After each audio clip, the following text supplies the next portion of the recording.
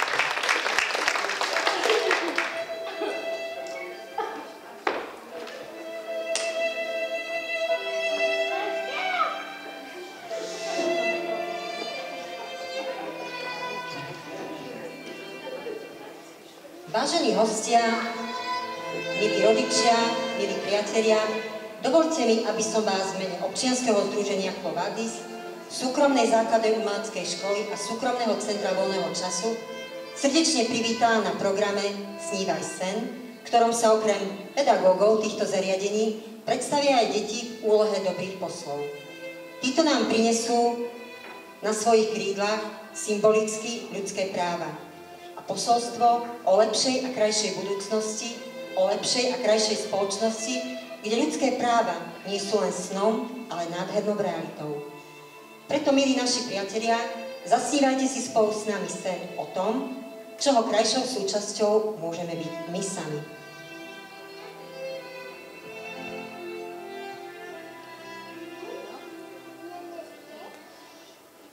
Ľudia sú slobodní a rovní si v dôstojnosti ich právach. Základné ľudské práva sú neodňateľné, nescudziteľné, nepremlčateľné a nezrušiteľné.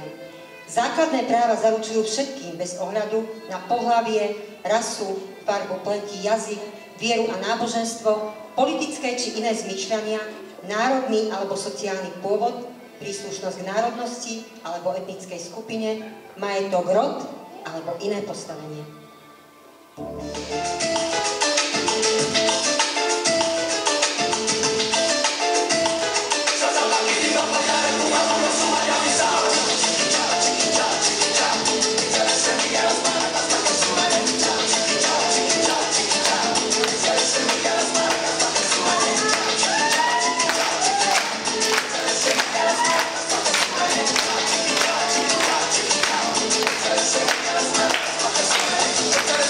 Para que suenen las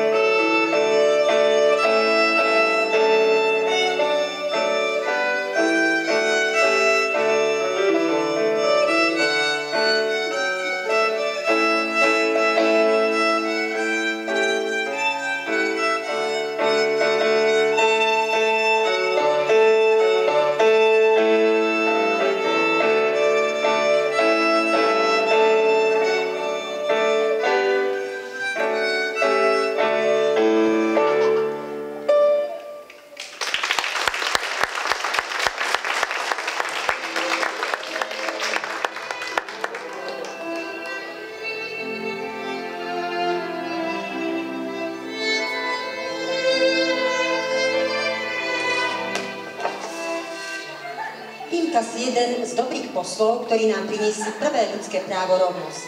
Povedz svojimi detskými očami, čo je podľa teba rovnosť? No, neviem, či to budem vedieť dobre povedať.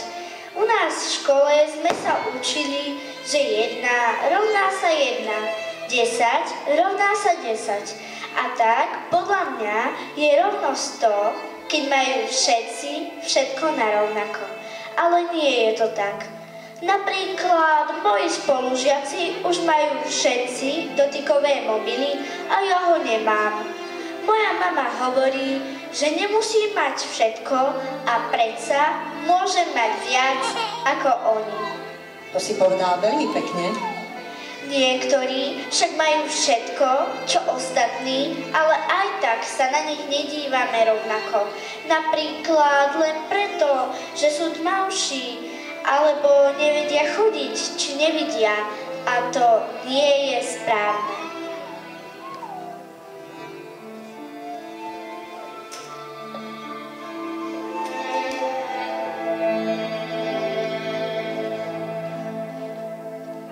V každej spoločnosti sú chudobní, bezbranní, zraniteľní ľudia.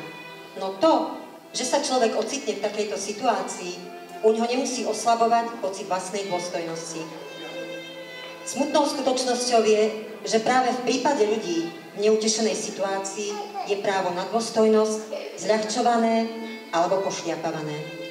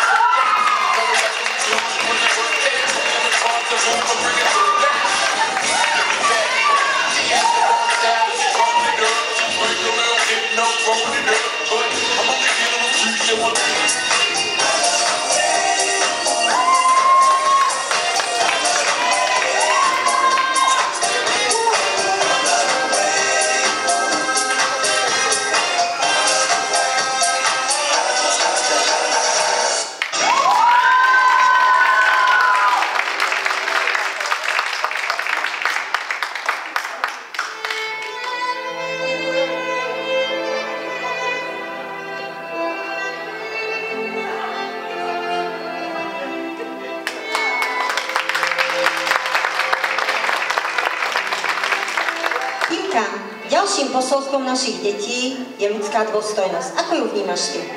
No, neviem.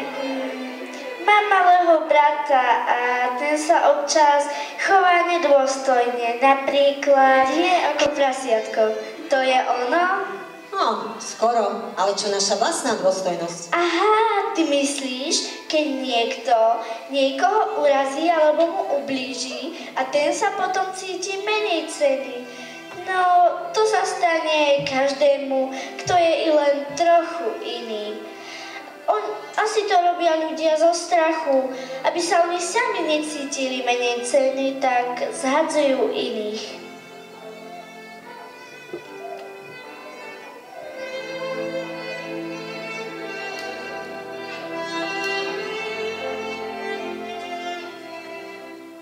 Dotykom, posunkom, mimikou, konaním, nekonaním, písaným i hovoreným slovom človek vyjadruje svoj postoj alebo názor. Túto možnosť mu zaručuje sloboda prejavu. Sloboda prejavu sa objavila ako právo zaručujúce vyjadriť svoje myšlienky a názory už v roku 1789 vo Francúzsku v dokumente Deklarácia práv a človeka. Dovolte mi, aby som zacitovala. Slobodná výmena myšlienok a názorov je jedným z najcennejších práv človeka. Každý občan môže preto slobodne hovoriť, písať, tlačiť, tým nie je dotknutá jeho zodpovednosť za zneužitie tejto slobody v prípadoch stanovených zákonom.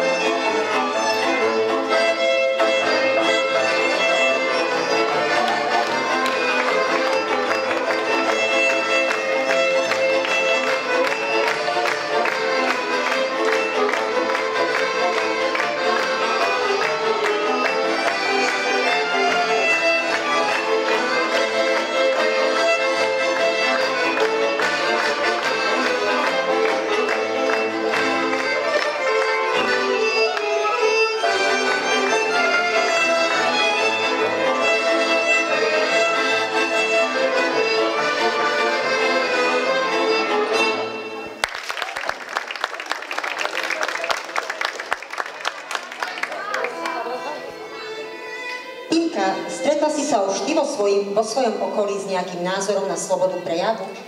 Nuž, vieš, my mali to máme ťažké. Všade nám hovoria, že si máme povedať svoj názor, ale keď si ho chceme povedať, tak nám povedia, že sa na náš názor nikto nepýtal. Alebo, že sme ešte veľmi malí a nerozumieme tomu.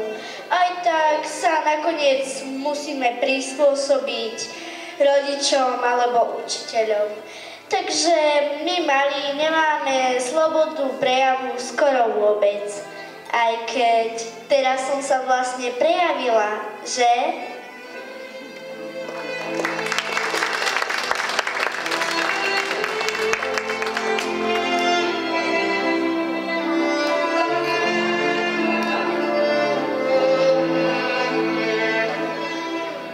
Mám právo na vzdelanie. Väčšine ľudí sa po vypočutí tejto vety nezdá nič zvláštne a majú pravdu. Pre nás, pre ľudí, ktorí žijeme v krajine, ktorej právo na vzdelanie sa považuje za samozrejmosť. Sú však krajiny, kde deti takúto možnosť nemajú. Právo na vzdelanie je dôležité základné právo. Vzdelanie je v našej spoločnosti všeobecne uznávanou a cennou hodnotou. Posilňuje šance na uplatnenie človeka v živote, rozvíja v ňom múdrosť a zručnosť, otvára cestu k práci. V rozprávkovej krajine na striebornej čistine vyrástol tam zlatý strom. Na tom krásnom zlatom strome rastie lístok za lístkom. Lístoček zo strany na stranu rozprávku má písanú. Nový lístok narastol, zaletí až na váš tvor. Zlatý ako dugáty, nový príbeh núkačí. Vo Vládkovej počtovnici stáli v rade všetky číslice. Od 0 po 9.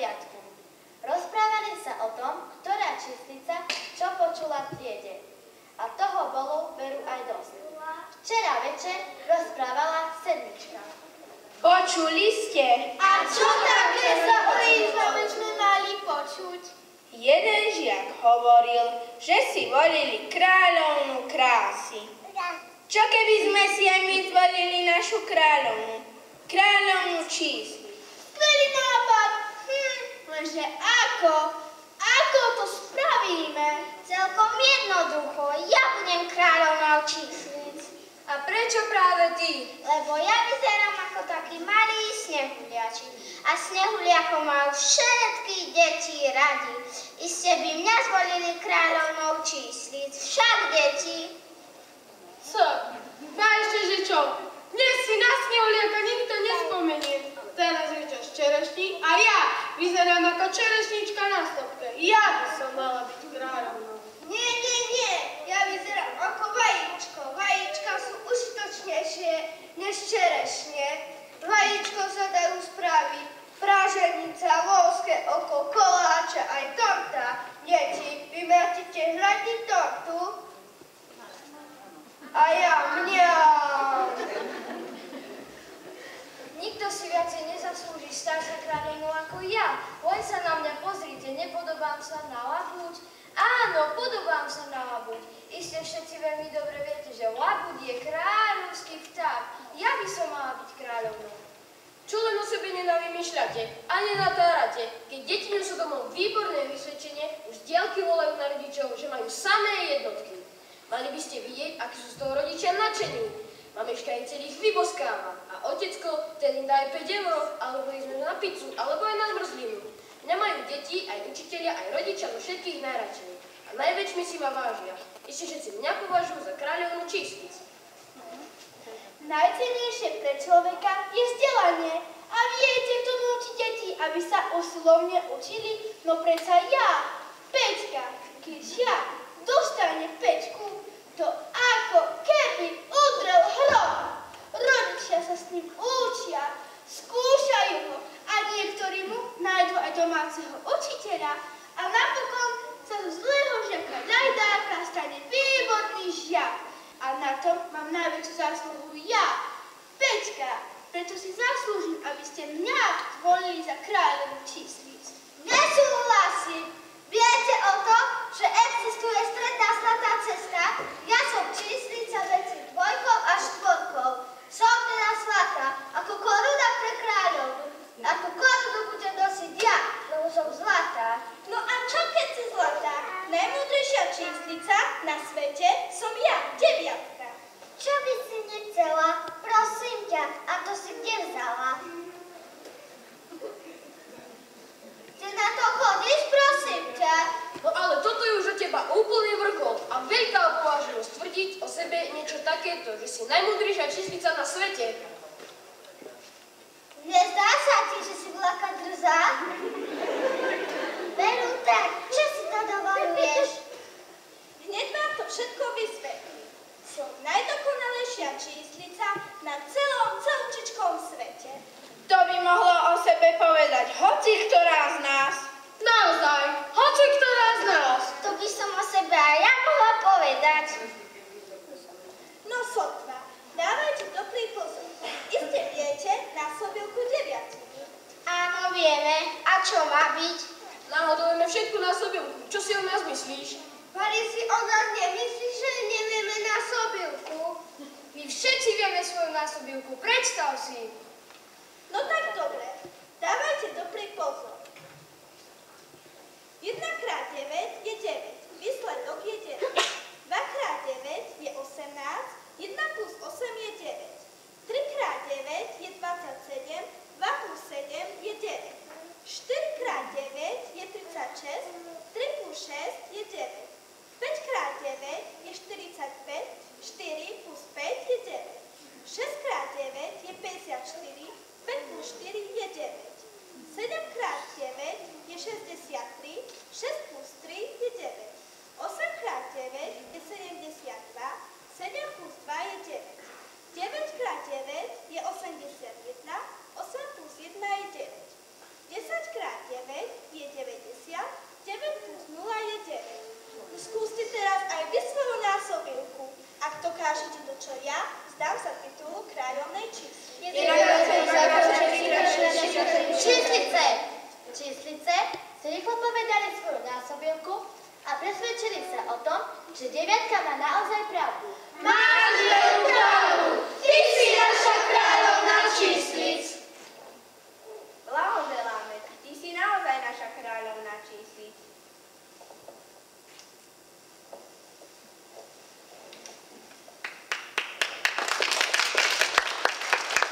Ďakujem vám všetkým, že ste ma zvolili za kráľovnú Číslic. Som tomu veľmi rada a veľmi si to vážim. Ale chcem vám povedať, že každá z vás má právo sa vyjadriť. A práve teraz ste sa vyjadrili. Ale ďakujem, že ste pochopili a prijali moje argumenty. Poviem vám jednu veľkú pravdu. Keby nebolo vás, ostatných Číslic, nebola by ani moja násobilka. Všetky sme si navzájom potrebné.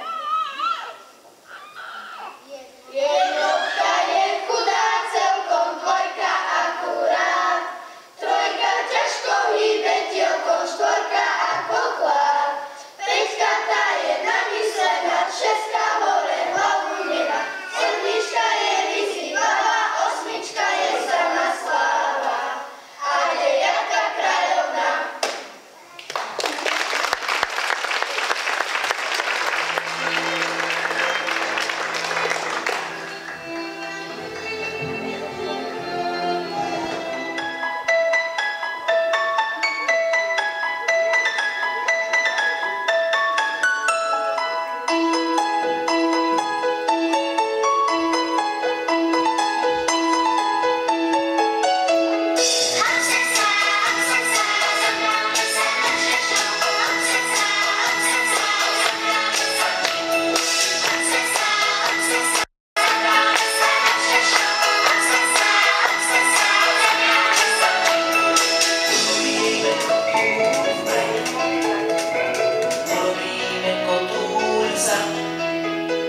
Spravíme ho všetci a budeme sa spolu hrať.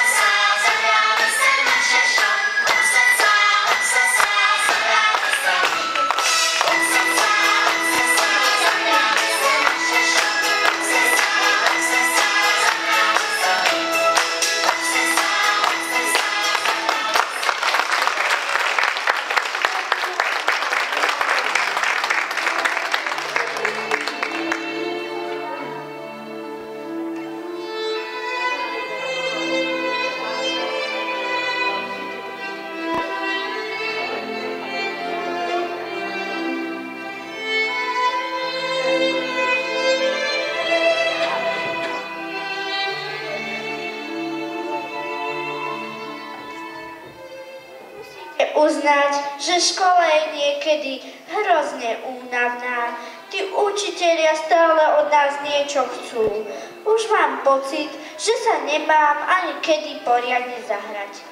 Minule som však videla jeden film, kde malé deti nechodili do školy a namiesto toho veľmi tvrdo pracovali. A odvtedy chodím do školy oveľa radšej.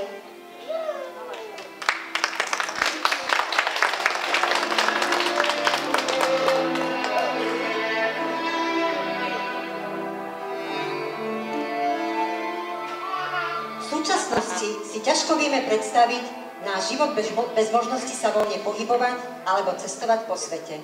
Je to už pre nás akousi samozrejmosťou. Tie časy však neboli dávno, čo mnohí z nás sa museli postaviť a vzoprieť sa štátnej moci, aby si vydobili aj jedno z týchto práv.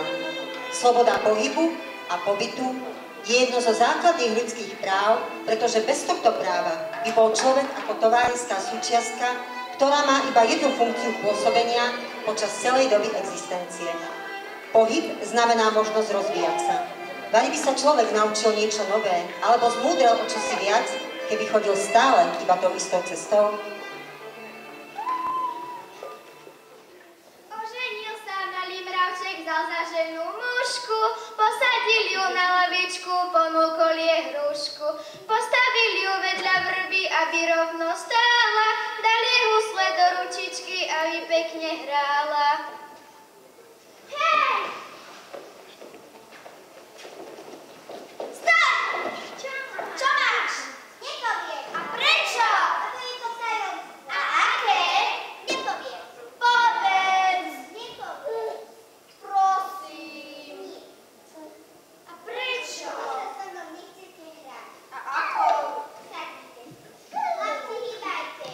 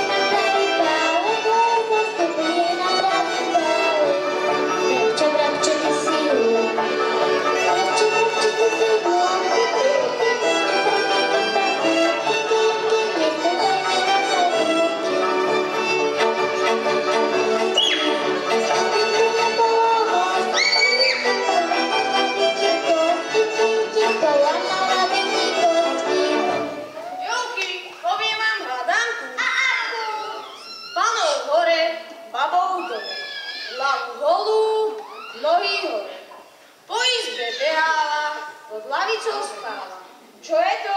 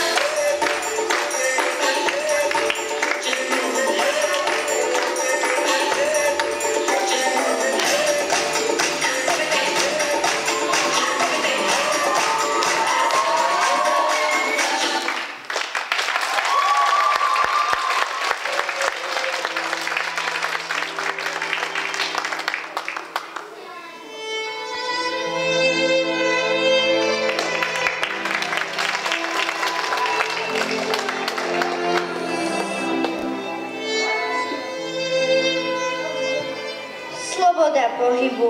Ak môžeme deti už máme slobodu pohybu, naši ma nikam nechcú pustiť samú. No, podľa mňa, pretože sa asi o teba boja, Tinka. Veď ja viem, len mohli by sa ma spýtať, či si trúfam ísť niekam sama. Veď sloboda znamená aj možnosť sama sa rozhodnúť.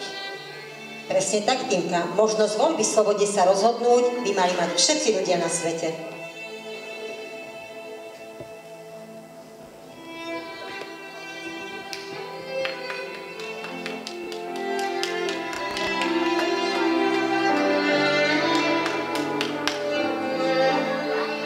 V našom kultúrnom kontexte sa na náboženskú slobodu, či na slobodu myslenia alebo svedomia kladie nemalý dôraz. V Európe, ale aj v Amerike je považovaná za jednu z najzákladnejších hodnôt a možno ju dokonca chápať ako predpoklad všetkých ďalších práv a slobod. Ako sa vyjadril Rick Warren, dovolte mi ho zacitovať, som presvedčený, že právo na náboženskú slobodu alebo právo veriť tomu, čomu chcem veriť, je základným právom, na ktorom sú vystavané všetky ostatné. Pretože ak nemám právo veriť a praktizovať to, čomu verím, sloboda slova, sloboda tlače, sloboda zhromažďovania sú bezcenné.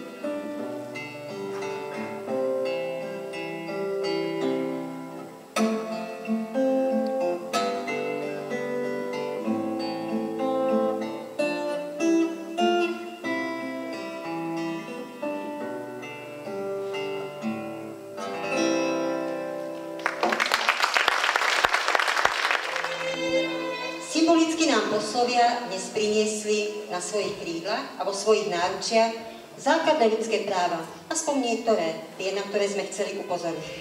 Verím, že odkaz, ktorý tu dnes zanechali, si odnesiete vo svojich srdciach a vo svojich myšlienkach a bude vás prevádzať ešte veľmi, veľmi dlhý čas. Sviečky, ktoré sme dnes zapálili, nech vám pomyselne ukážu tú správnu životnú cestu o ľudskej rovnosti a dôstojnosti. Ďakujem za tú česť, že môžem symbolicky zapáliť poslednú sviečku. Ako zriaďovateľka školských zariadení Quo Vadis som stála na tomto pódiu prvýkrát pred 5 rokmi, keď vznikla myšlienka Snívaj sen. Bola to myšlienka o spájaní dvoch rôznych kultúr.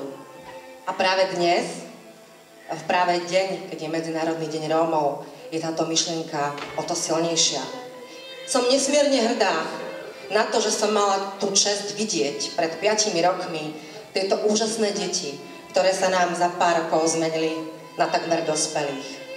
Mám tu česť a som naozaj nesmierne šťastná, že vidím, ako ich práca skvalitnila a ich výkony sú o mnoho kvalitnejšie. A som veľmi rada, že to dnes mohli so mnou pozorovať aj zástupcovia materských a základných škôl, odkiaľ naši žiaci pochádzajú, a samozrejme predstavitelia mesta. Ďakujem, že ste nám zostali až doteraz vďační.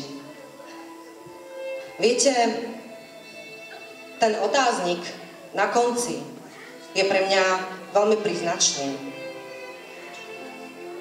Často sa zamýšľam nad tým, že ľudstvo je na tejto planéte už niekoľko miliónov rokov. Ale ľudské práva a charta ľudských práv sú v porovnaní s týmto časom iba v plienkach. Ľudia oproti iným bytostiam na tejto planéte majú jedinečnú schopnosť a to je milovať. Niekedy sa mi však zdá, že od tejto prirodzenosti sme sa ako si odklonili a že schopnosť rešpektovať sa navzájom a milovať jeden druhého sú pre mnohých z nás iba frázou a pojmom bez významu. Ja verím v to a mám nádej v to, že naša budúca generácia bude na tom o mnoho lepšie a že si raz aj vy zvyknete, že na tomto pódiu budú každý rok stáť spolu Rómovia a nerómovia a že na tejto planéte nie sme všetci rovnakí, že sme tu strašne krásni a rôznorodí ľudia a je len na nás, či v sebe nájdeme lásku a či sa dokážeme rešpektovať. Zatiaľ len snívam svoj sen o tom, že raz život bude krajší.